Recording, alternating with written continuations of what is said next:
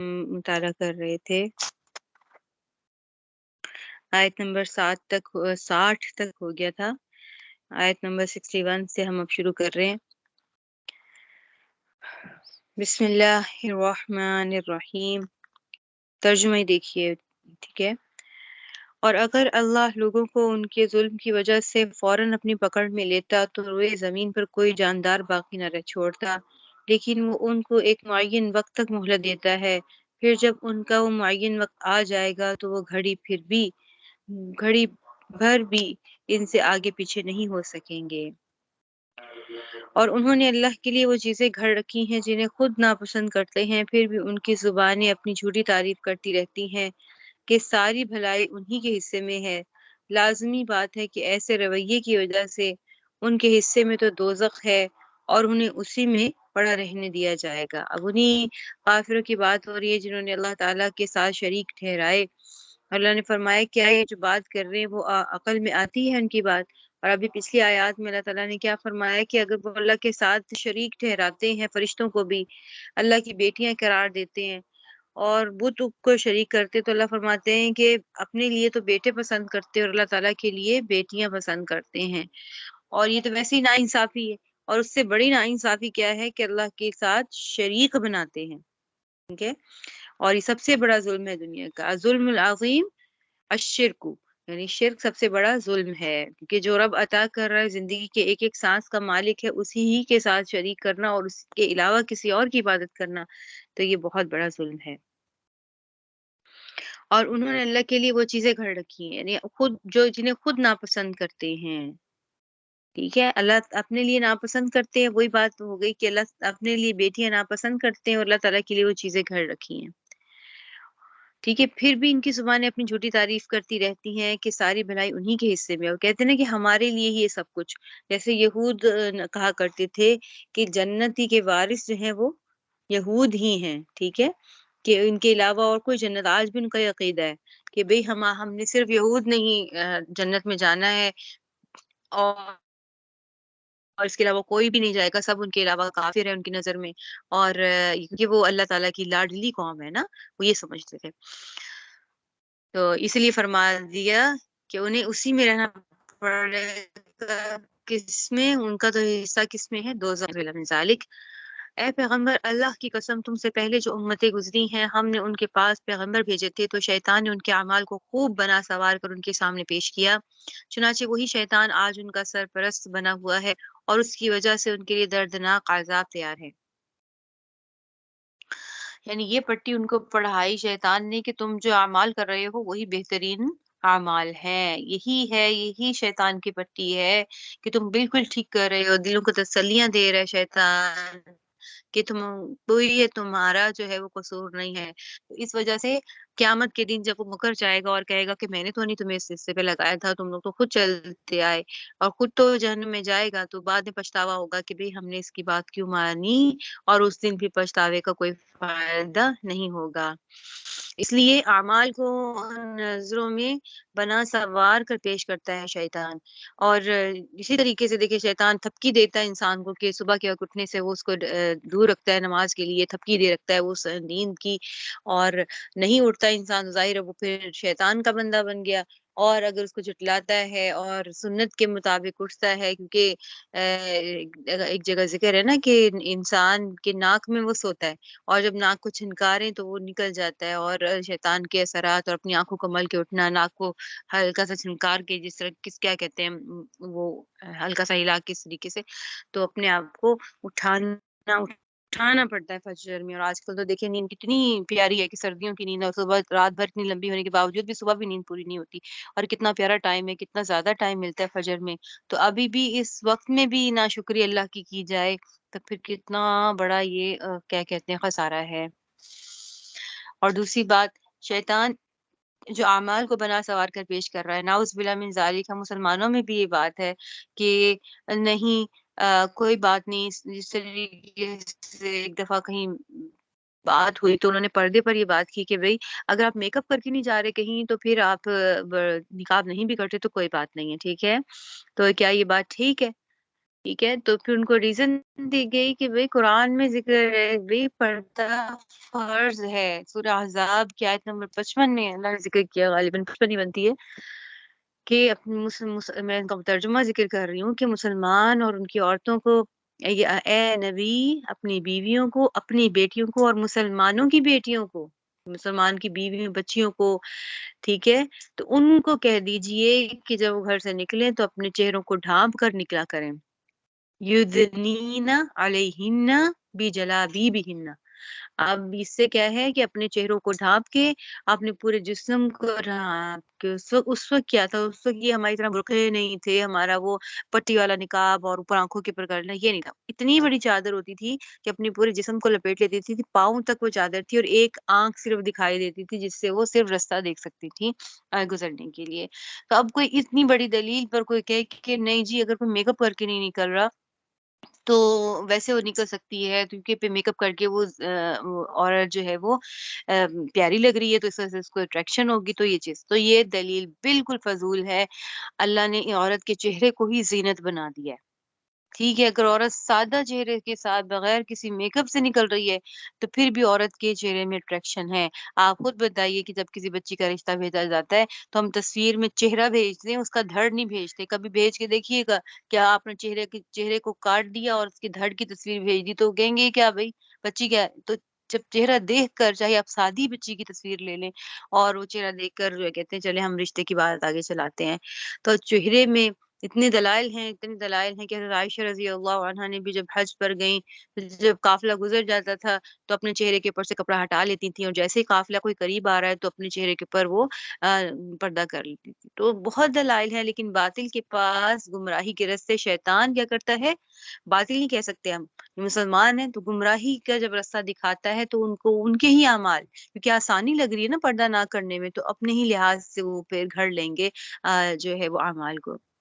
اس لیے یعنی کیا کہا جا رہا ہے کہ وہ پٹی بڑھا رہا ہے، ان کے اعمال کو خوب بنا سوار کر ان کے سامنے پیش کر رہا ہے، جیسے ان کا سرپرست ہی شیطان ہے اور اسی ہی کی وجہ سے دردناک عذاب ہو۔ یہ تو کافروں کے بارے میں قطعاً دلیل کے ساتھ یہ والی آیت مبارکہ ہے نا، لیکن مسلمانوں میں کس طریقے سے ان کا سرپرست بنا ہے کہ ان کے جو وہ اپنے آپ کو تھپکی دے رہے ہیں کہ نہیں کچھ نہیں ہوگا، ایسے نہیں ہوتا، یہ بھی ہے ایک اور راستہ بھی ہے، یہ بھی۔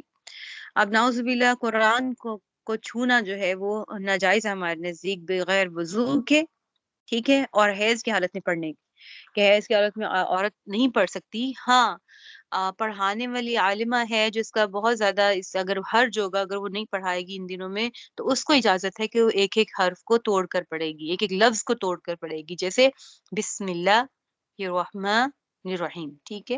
اب کوئی اس پہ آگے گئے کہ نہیں بھی پڑھ سکتے ہیں، کوئی حیض کی حالت میں پڑھ سکتے ہیں، تو یہ گناہ کبیرہ ہے، ٹھیک ہے، اور یہ گمراہی کی طرف لے کے جانے والا ہے۔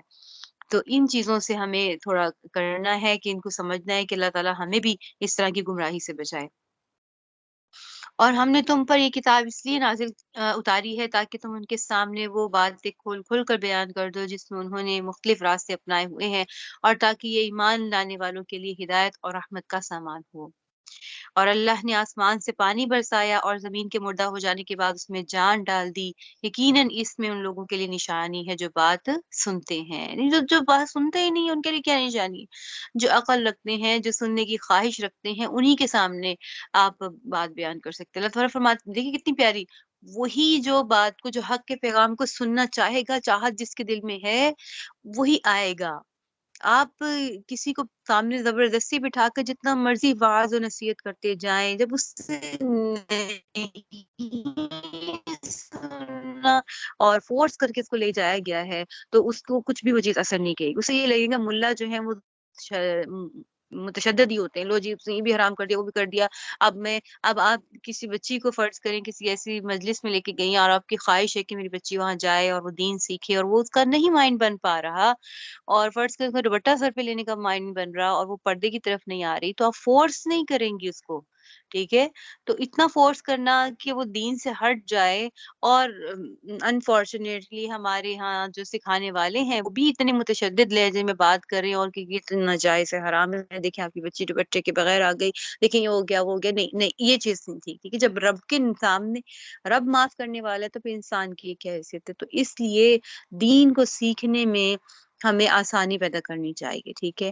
آپ کے بتانے سے پہلے بھی تو وہ اللہ تعالیٰ کی سرزمین پہ رہ رہی ہے نا، اللہ نے تو کوئی عذاب نہیں اس کے لیے بھیجا، تو دھیرے دھیرے آرام آرام سے اس کو دین کی طرف لے کر آئیے، انشاءاللہ تعالیٰ اللہ تعالیٰ جو ہے وہ اس کے دل میں دین کی قدر ڈالیں گے۔ ہم سب سے پہلے کیا کرتے ہیں؟ ہم کہتے ہیں گناہ کبیرہ، یہ تو گناہ کبیرہ ہے، بھائی آپ نے اتنا بڑا گناہ ہے، بچی کیا کر رہی ہے؟ میرے سامنے خاتون نے جالی کے دوپٹے میں نماز پڑھی، بالکل نا جالی کے دوپٹے میں، اس کا تو ان کی ریزن کیا تھی؟ بعد میں کسی نے میرے سامنے ٹوکا ان کو نا کہ کیا کر رہی ہیں آپ، کی تو نماز ہی نہیں ہوئی جالی کے دوپٹے میں۔ میں سن رہی تھی، انہوں نے کہا کہ رب بھی میرا ہی ہے، قبول کر لے گا نماز، ٹھیک ہے؟ وہ اللہ میرا ہی اللہ ہے، مجھے دیکھ نہیں رہا۔ تو کافی ایجوکیٹڈ خاتون لگ رہی تھیں، اور ان کے کیا کہتے ہیں،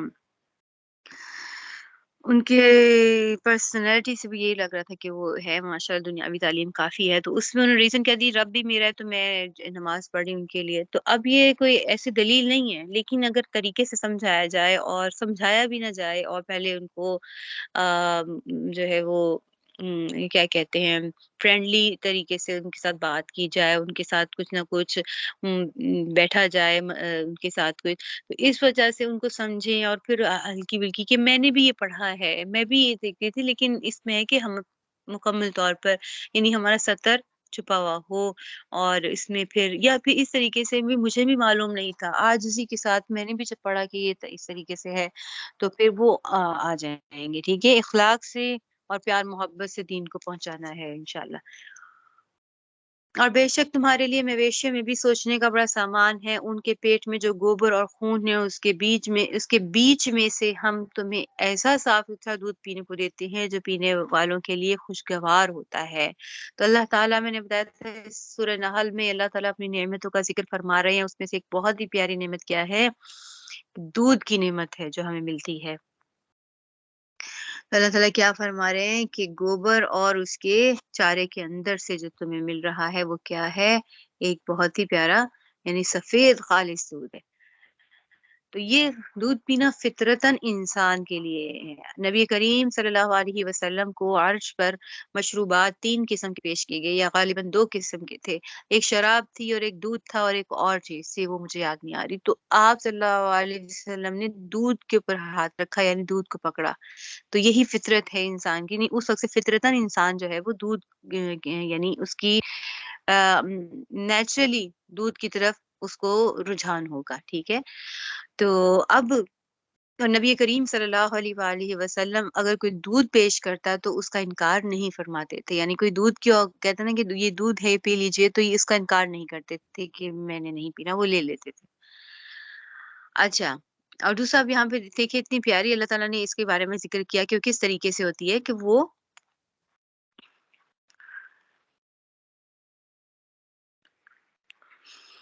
ٹھیک ہے بتونا فی بطونی ہی کی ضمیر کس طرح انعام کی طرف ہے، ان فی وَإِنَّ لَكُمْ فِي الْأَنْعَامِ انعام جانوروں کے لَعِبْرَةٌ فی بطونی ہی کہا گیا، ٹھیک ہے؟ جبکہ یہاں پر آپ کو پتہ ہے کہ جو گائے سے یا پھر بھینس سے دودھ ملتا ہے، اور بطونی ہی کی ضمیر تو مذکر ضمیر ہے نا، تو یہاں پہ تو ہونا چاہیے تھا بطونی ہا، ٹھیک ہے؟ تو پھر یہ کیوں نہیں، یہ بطونی ہی کیوں کہا گیا ہے؟ ٹھیک ہے، سمجھ آئیے آج کتنی ہیں طالبات؟ جی کوئی بتائے گا مجھے؟ یہاں بطونی ہی لکھا ہے، بطونی ہا ہونا چاہیے، ہمیں تو گائے اور بھینس سے ملتا ہے نا دودھ، تو مذکر جو ہے ان کا اس سے تو نہیں ملتا، تو یہاں پہ ہا ضمیر کیوں لکھی گئی؟ یہ ہے ضمیر کی جو مذکر کی ضمیر ہے وہ کیوں لکھی گئی؟ ضمائر پڑھ لیے نا آپ لوگوں نے؟ بتائیے جی، کوئی نئی طالبہ بھی ہمارے ساتھ شریک ہوئی تھیں، انہوں نے پرسوں درسوں کو سلام کیا تھا، کیا نام ہے آپ کا؟ آپ بتائیے۔ السلام علیکم ورحمۃ اللہ۔ وعلیکم السلام ورحمۃ اللہ۔ میرا جی نام فریحہ ہے، لیکن آپ کا جو سوال ہے आपका हुँ। सवाल है, उसका जवाब मेरी अक्ल में नहीं आ रहा, मतलब अब इस वक़्त समझ नहीं आ रहा एक्चुअली सही उसका जवाब। कोई बात नहीं, कोई बात नहीं और ना कहना भी ये आधा इल्म है और जो नहीं आता वो भी कह देना आधा इल्म है। हर बात के बारे में हम ये नहीं कह सकते मुझे आता है, मैं इसको बता दूँगा। तो हमारे फुक़हा की किताबों में है कि जो नहीं आता उसके बारे में नहीं कह देना ये भी आधा इल्म है, ठीक है? इससे इंसान की आजिज़ी मालूम होती है। जी और कोई? कोई मसला नहीं है? बता लेते हैं कोई मसला नहीं है?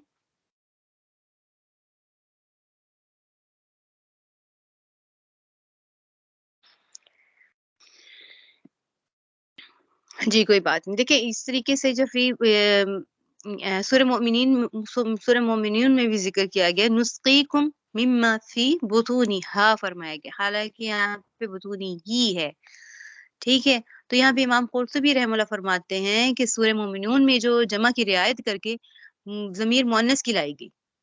देखें बुतूनिही में जमा की रियायत करके ज़मीर मुअन्नस की लाएगी और यहाँ पर जमा की रियायत से ज़मीर मुज़क्कर इस्तेमाल हुई और ये क्यों हुआ? क्योंकि ये मुहावरात अरब में इस तरह की काफ़ी मिसालें मिलती हैं।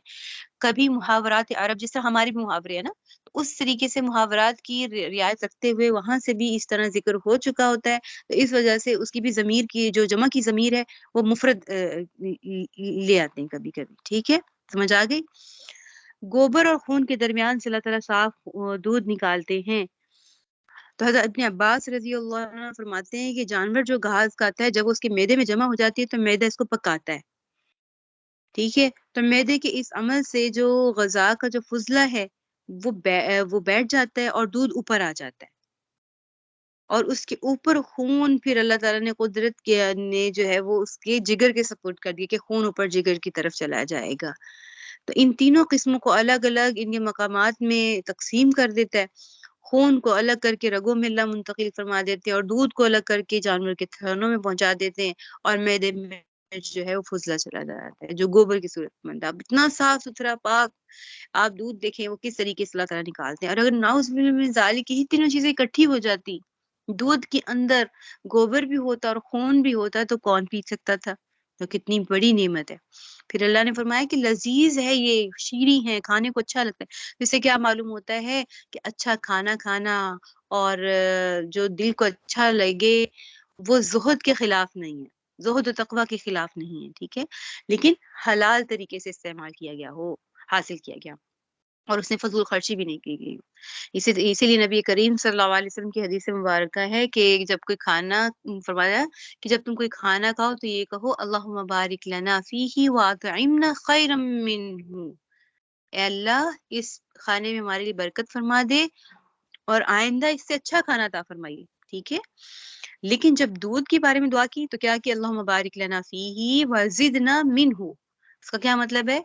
इसमें बरकत भी दीजिए और ज़्यादा अता भी कीजिए। खाने के बारे में ये नहीं फरमाया कि खाना हमें और दीजिए, लेकिन दूध के बारे में क्या फरमाया कि हमें और अता कीजिए, यानी दूध की और तलब को ज़िक्र किया। इसलिए अल्लाह ताला ने इंसान की और बल्कि हर हैवान की जो पहली ग़ज़ा है दूध ही बनाई है, जो माँ की छातियों से उसे मिलता है, ठीक है? उसमें मुकम्मल ग़ज़ाइयत अल्लाह ताला ने रख दी है, सुभान अल्लाह ताला। आगे देखिए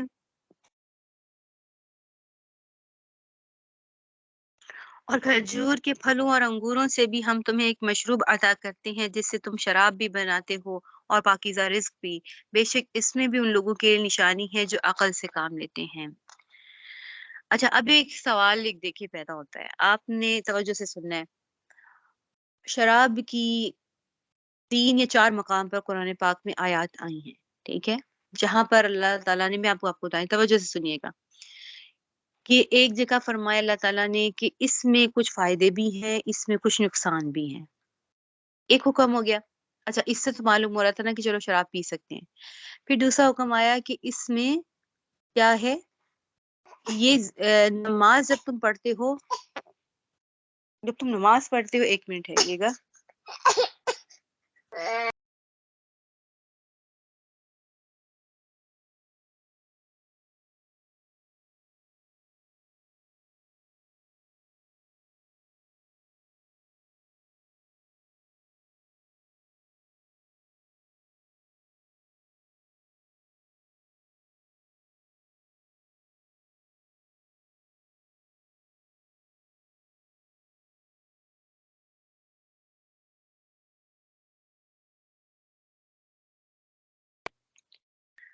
جی، ایک بات بھی سمجھ میں آئی کہ سب سے پہلا حکم کیا ہے کہ یہ نماز میں جب نماز پڑھتے ہو اس وقت اس سے دور رہو۔ اس کا بھی کوئی شان نزول ہے، ابھی یہاں پہ ذکر کرنا یعنی ٹائم نہیں جو ذکر کیا جائے۔ اچھا دوسری کیا ہوئی کہ اس کے کچھ فائدے ہیں، اس کے کچھ نقصانات بھی ہیں۔ تیسری آیت ہے کہ اب بھی یہ نہ ہے تو فجتنبوا کہ اس سے رک جاؤ بس اب پھر یہ حکم آ گیا کہ اب شراب حرام ہو گئی ہے۔ ابھی چوتھا یہ یہاں پہ دیکھ لیں کیا بات ذکر ہوئی ہے کہ پھلوں اور انگوروں کھجور کے پھلوں کیونکہ اصل میں شراب انہی دو پھل سے بنتی ہے نا کھجور سے اور انگور سے۔ اللہ فرماتے ہیں کہ تم اس سے شراب بھی بناتی ہو اور پاکیزہ رزق بھی، تو اس میں کیا ہے ایک نشانی ہے جو عقل سے کام لیتے ہیں۔ تو اس میں کیا ہے کہ یہ سورت مکی ہے اور جب یہ اور جو حکم نازل ہوئے وہ کیا کہتے ہیں وہ مدنی صورت میں تھے۔ ادھر جو ہے وہ شراب اس وقت تک حرام نہیں ہوئی تھی کیونکہ مکی صورت ہے ہجرت سے پہلے نازل ہوئی ہے، اسی لیے اس آیت میں شراب کو پاکیزہ رزق کے مقابلے میں ذکر فرمایا۔ لیکن پاکیزہ رزق کے دیکھیں نا معطوف اور معطوف علیہ۔ ایک میں بچے ذرا اٹھ کے یہ سونے سے تو میں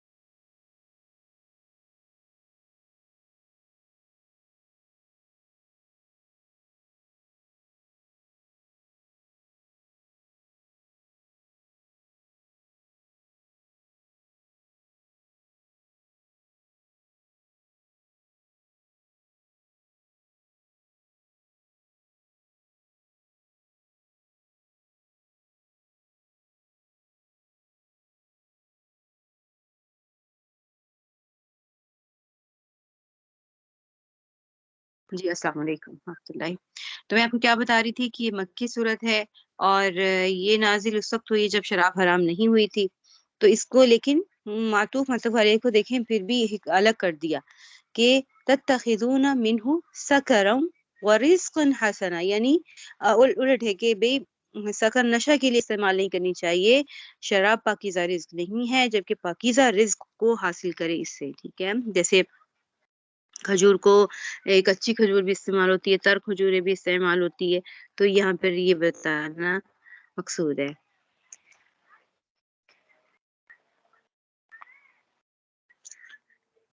ٹھیک ہے، اور جو سکر ہے اس کو مقابل کس کے رکھا ہے؟ رزق حسنہ۔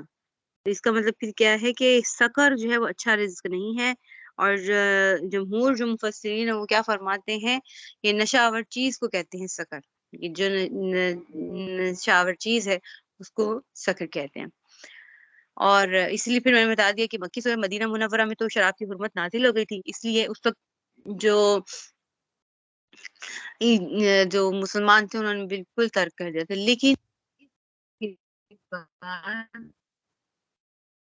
ایک منٹ ٹھہریے،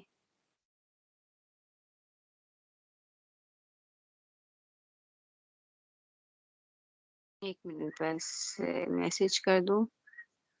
क्लास हो रही है, क्लास के टाइम में।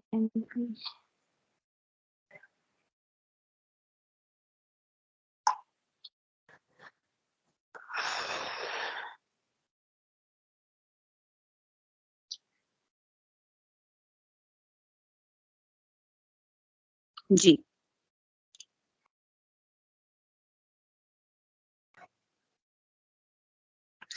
अब यहाँ पर जब ये आयत नाजिल हुई तो उस वक़्त शराब हलाल थी, उस टाइम मक्का में हलाल थी और मुसलमान आम तौर पर उसको पीते थे। लेकिन इस वक़्त भी इस आयत में से इशारा कर दिया कि इसका पीना अच्छा नहीं है। फिर बाद में मैंने आपको बताया ना कि सराहतन और कुरान में हराम फज्तनिबू कि अब रुक जाओ इससे। तो अब फिर तमाम मुसलमानों ने मदीना की गलियों में तकरीबन लोगों ने देखा कि वो गलियों में जो है वो उनकी नालियों में बहा दी। शराब इतनी ज़्यादा थी। एक सहाबी जो है वो तिजारत करके लेकर आ रहे थे शराब, लेकिन उन्होंने जैसे ही वहाँ पे हुक्म उनको मिला, उन्होंने उधर ही वो गिराकर तोड़ दिए, बर्तन तक उन्होंने तोड़ दिए, ऐसे हुक्म की तामील की। तो ऐसा ही नहीं वो सहाबा कहलाए। आगे देखिए, وأوحى ربك إلى النحل أن اتخذي من الجبال بيوتا ومن الشجر ومما يعرشون। और तुम्हारे परवरदिगार ने शहद की मक्खी के दिल में ये बात डाल दी कि तुम पहाड़ों में और दरख्तों में और लोग जो छतरियां उठाते हैं उनमें अपने घर बसा। ठीक है। तो अब शहद की मक्खी के बारे में कि उसको अल्लाह ताला ने इतनी हिकमतों से, उसकी इतनी बड़ी हिकमत है कि इतना पूरा निजाम और तकसीम कार उसका अगर देखा जाए कि वो पूरा एक उनकी अ, उनके कवानीन और ज़वाबित है कि अगर इंसान उस पे गौर करे तो इंसान की अक्ल दंग रह जाती है। ठीक है? कि उसके अंदर क्या होता है कि उनके अंदर एक बड़ी मक्खी होती है जो उनकी मलका होती है। ठीक है? तो वो जो मलाइका है वो 3 हफ्तों के अरसे में 6000 से 12000 तक अंडे देती है। ये जो मक्खी होती है, ये अपनी कद-ओ-कामत से और अपनी वज़ाक़ता के एतबार से दूसरी मक्खियों से बड़ी होती है और मुमताज़ होती है ये। और यही जो है ये अपने अपने जो बाकी जो रियाया है उसको मुख़्तलिफ़ अमूर पर मुख़्तलिफ़ कामों पर लगा देती है। ठीक है? और वो क्या करते हैं जो बाज़ अंडों की हिफ़ाज़त करते हैं, ठीक है? और बाज़ जो हैं वो कोई नामालूम या कोई ख़ारिजी जो फ़र्द है उसको अंदर दाख़िल नहीं होने देते उसके।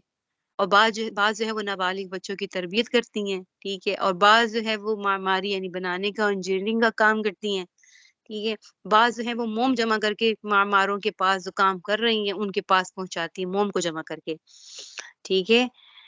तो इस तरीके से काम होता है और फिर अपने मकान आते हैं। फिर उस मोम नबातात पर फिर जमे हुए सफ़ेद किस्म का जो सफ़ूफ होता है, ठीक है? उसको हासिल करती हैं।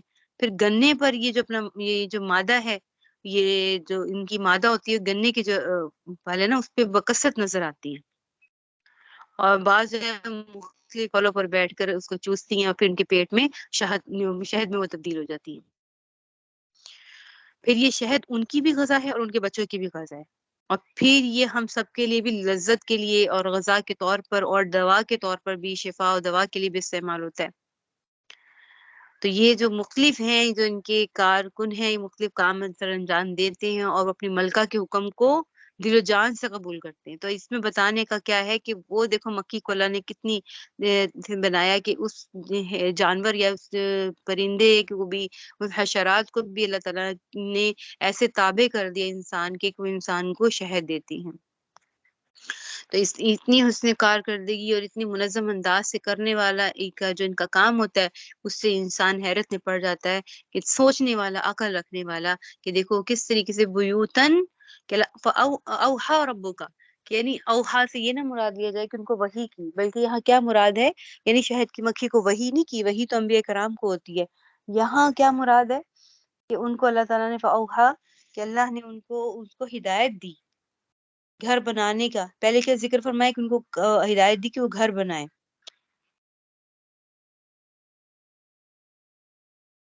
اب اس میں ایک سوال پیدا ہوتا ہے کہ دیکھیں سب جانور تو اپنے رہنے کے لیے کوئی نہ کوئی گھر بنا لیتے ہیں، ان کو اللہ نے دیا ہے، تو یہاں پر یہ فرمایا کہ گھروں کی تعمیر کا حکم اللہ تعالیٰ نے دیا، اس میں کیا خصوصیت ہے؟ اور بیوت کا لفظ فرمایا، ٹھیک ہے؟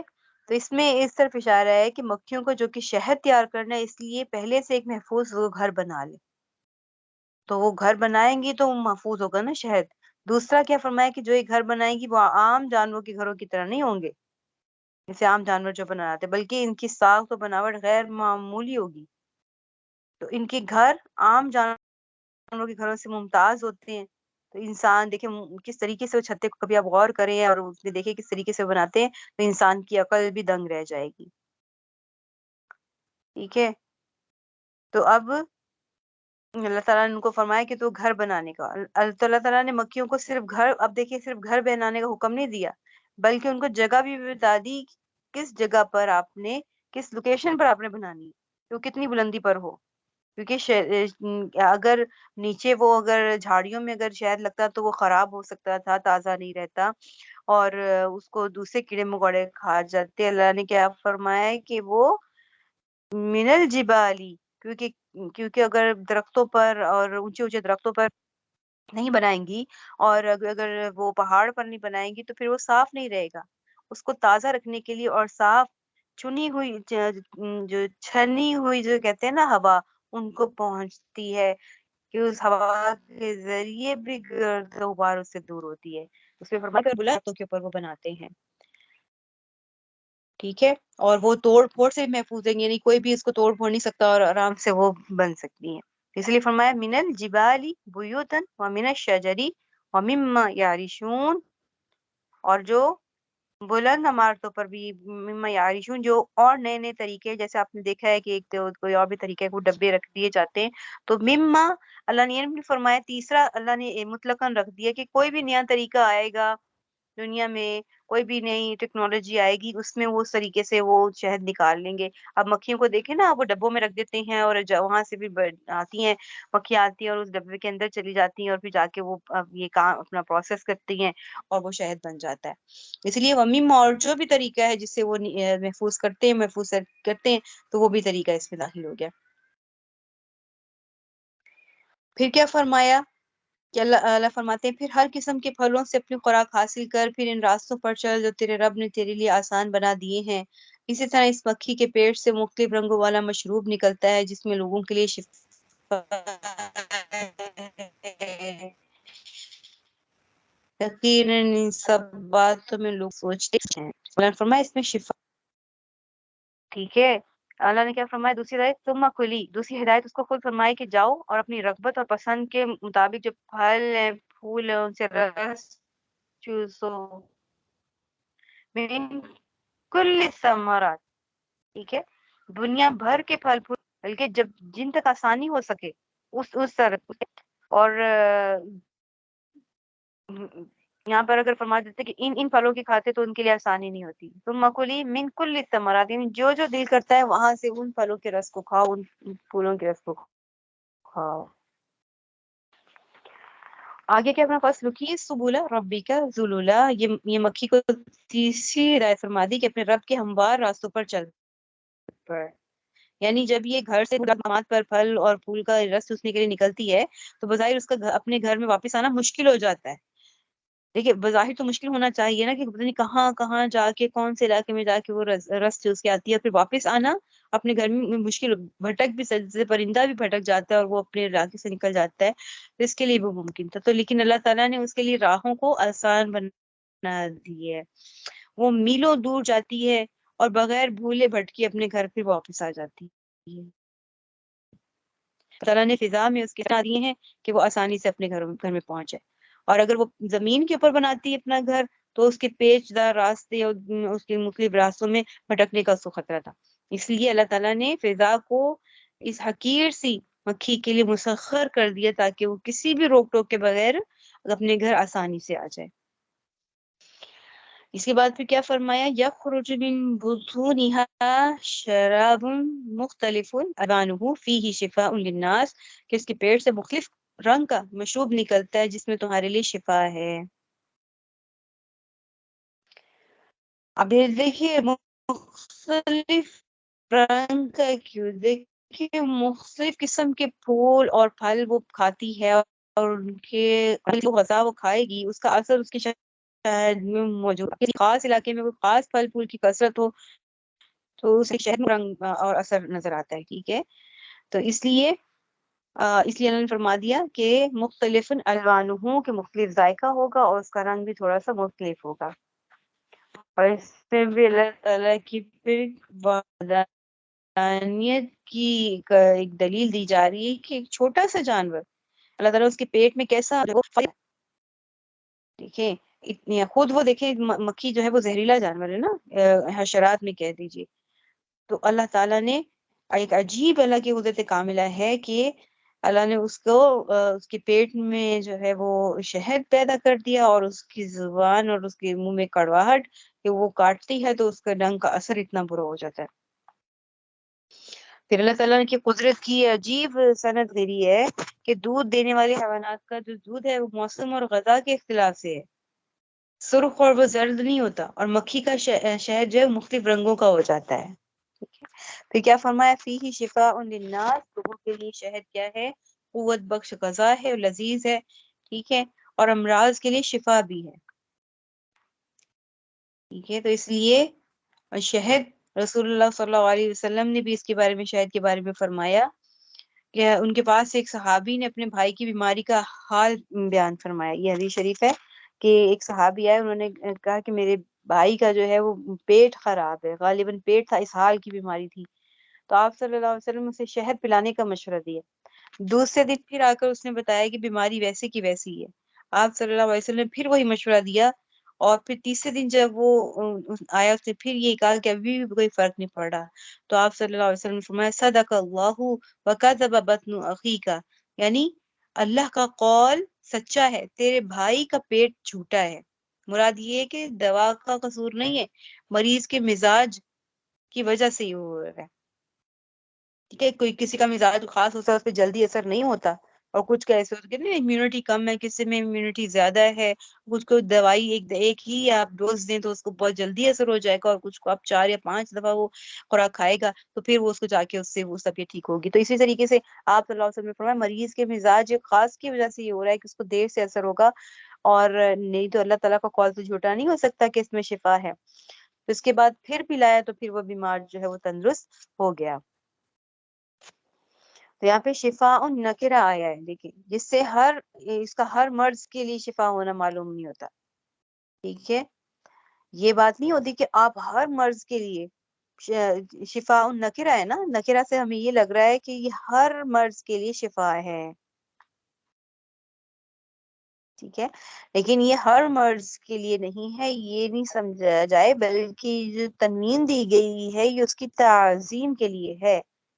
تو یہاں پہ علماء کرام فرما رہے ہیں کہ یہ جو اس کی تعظیم کے لیے یہ اس پہ دلالت کرتی ہے کہ شہد کی شفا جو ہے وہ عظیم ہے اور ممتاز نوعیت کی ہے۔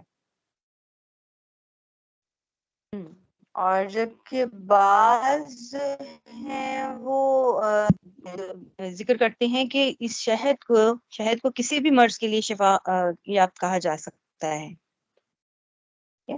کیونکہ اللہ تعالیٰ کے ظاہری قول پر کہ یہ شفا ہے مرض کے لیے، تو اس پہ دوسرا قول ہے کہ مطلقاً ہر مرض کے لیے ہے، ٹھیک ہے؟